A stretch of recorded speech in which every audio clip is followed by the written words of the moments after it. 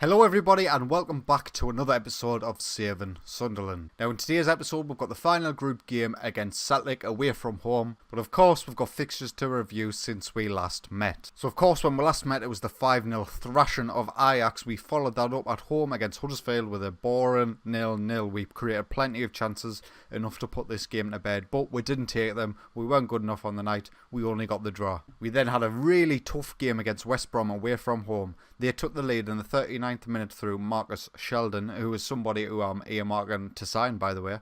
Lincoln got himself a couple of goals in the 59th and 67th minute that gave us the win. And by the way, this is Marcus Sheldon. He is an English striker. He's currently worth 14.5 million. My scouts reckon that will get him for around 50 million, which is probably a bit too rich for me. I'll wait and see what happens with West Brom in the Premier League this season. They are currently in 15th, so there is a chance that they might get relegated, and that's when I'll make me move. If not, I might not sign him unless he gets a minimum fee release clause, which is more palatable. We then went at home to Benfica in the Champions League. We won 4-0. 3 goals from Moise Kean, completing his hat-trick, and Maximiliano Sugo got himself a goal in the 85th minute. We then went away to Swansea City in the Premier League. Maximiliano Sugo getting himself another goal. In Milagres, our Brazilian left-back who's getting game time, got himself man of the match. Another 3 points. We're doing extremely well in the league. I hope it continues. We then hosted Watford at the Stadium of Light and we won 2-0. Goals through Moise Kean and Lincoln completing the victory. Larola getting himself man of the match at right wing back. Again, it was another match where we had a lot of the ball, a lot of opportunities, not many of them very clear cut, so we did well to come away with the 2-0 victory. And in the last game before this Celtic game was a 0-0 draw at home to Arsenal. We created a lot of opportunities in this game. Enzo Cabrera getting himself man of the match. He had 3 opportunities which were key. He didn't manage to put them away. We couldn't find that goal regardless of what we did in the second half. I changed a lot. I tried to get the boys pushing forward as much as possible, but it wasn't enough and we got the draw. And all of that in the Premier League sees us lying in 2nd position in the league, 6 points behind Manchester United, 7 points clear of 5th place. And we've already qualified from our Champions League group as winners. We are on 13 points after 5 games, 7 points clear of Celtic in 2nd. So this is really a battle between the other 3 clubs to see who can get the 2nd place spot. So this is the lineup that we're going to go with against Celtic. We're going to start with Reykjavik in goal, Pfeiffer, Diaz, Montez centre-backs, Paul Larola and Kieran Tierney wing-backs, Matteo Guendouzi and Phil Foden in the centre, with Trincao on the right, Moise Kean on the left and Lincoln up top. Now, although we've qualified, I really want a good performance, a great way to seal our victory of the Champions League group stage. And I really want just to see the boys smash Celtic. We're 37 minutes in now and not a lot has happened. We have had a lot of the ball, but here's a highlight. Phil Foden with the corner. He plays it in. It comes out to Guendouzi. Guendouzi with the ball back post. Ruben Diaz knocks it down for Cesar Montez. The centre-backs combine, which they do quite often actually, and get us the 1-0 lead. As you can see here, Phil Foden with the corner. It's cleared by Eli for Celtic, but Guendouzi picks up the ball, knocks it back post. Ruben Diaz is there, knocks it down for Montez. What composure was that, you know? You'd expect him to go for goal, but he has the foresight to see Montez there, gets the clear shot, and that's got to be half-time, 1-0 up. I'm not going to make any changes at the half-time break. We're going to keep things as they are for now. I'll look to make changes at around the 60th minute or so. We'll kick the second half off. Let's hope we can continue as we are. Highlight now, we've got Phil Foden in the centre on the ball. He's been man-marked quite closely, but he manages to find Moise Kean on this left-hand side. Back post, cross. It's cleared by Celtic. It's won back in midfield by Phil Foden. It comes back to Tierney. Back to Phil Foden. Can we build something here? Guendouzi. Trincao on this right-hand side. He cuts inside. He's got the overlap. But Baba manages to cut it out.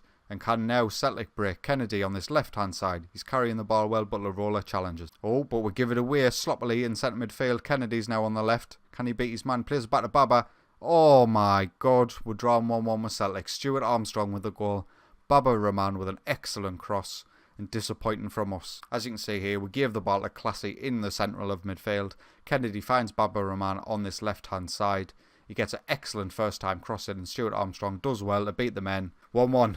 So now that it's 1-1, I'm going to make some changes. I'm going to get Enzo Cabrera on for Francisco Trincao. I'm going to get Luis Enrique Aranz on for Moise Kean. And we'll leave it at that and see if that makes any difference. Time is ticking away here. 15 minutes to go, and there's finally a highlight. Celtic come down with it on this right-hand side with Smith. Finds Mack in the centre. We need to get a challenge in here, boys. Mack to Smith. Can he get the cross in? He can. Kennedy's back post. He knocks it down for Stuart Armstrong. And Celtic have found themselves 2-1 up. Really disappointing from us. We're not cutting out the passing lanes. They managed to knock it about well. Mack to Smith. A great ball back post. This must come off one of our players. Who is that? Larola gets himself the assist for Celtic.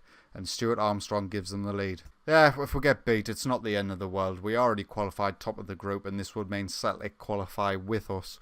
But I am disappointed in the performance. Pfeiffer's having a poor game. A lot of our front men and our midfield are not doing particularly well. And this is going to be the final highlight of the game. Celtic come the victors 2-1. So that's how our group finishes. Celtic qualify alongside us. Let's take a look at some of the other groups, see who we might face. So we might get Bayern in the next round, which will be awful. We might get Juventus in the next round, which will be awful. We can't get Manchester United, but we might get FC Porto, which I would take. We might get Real Madrid, which I would be awful. We can't get Manchester City.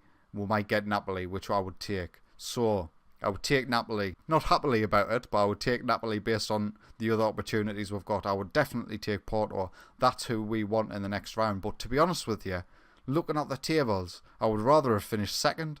You know, we would either have got PSG, Atletico Madrid, Inter Milan, couldn't have got Chelsea, could have got Barcelona, Olympique Marseille or Monaco.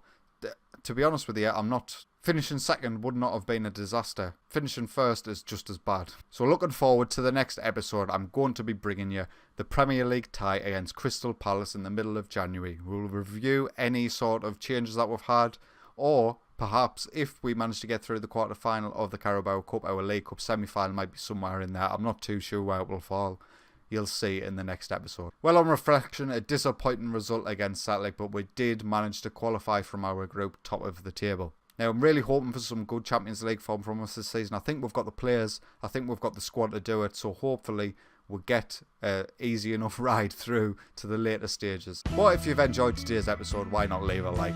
Drop yourself a subscription as well if you're enjoying my content. But until next time, take it easy.